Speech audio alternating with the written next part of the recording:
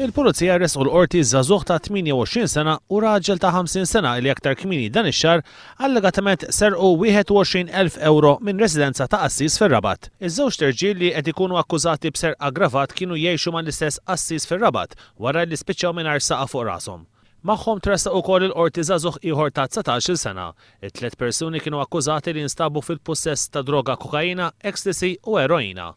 Għalkemm it-tliet persuni tresqu f'daqqa l-qorti saret talba biex isir dak li jissejjaħ is-separazzjoni tal-ġudizzju fejn il-każijiet jinstemaw b'mod separati.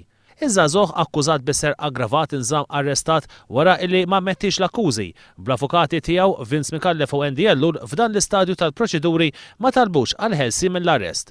Iż-żewġ akkużati l-oħra kienu assistiti mill-avukat tal-għajnuna legali Jana Micallef Stafraġġ. Ir-raġel ta' 50 sena intbagħat 4 snin ħabs wara li ammetta l-akkużi miġjuba kontrih.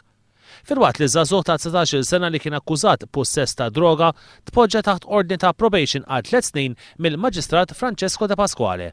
Il-prosekuzzjoni tmexxiet mill-Ispetturi Chris Puricino u Jeffrey Azzopardi.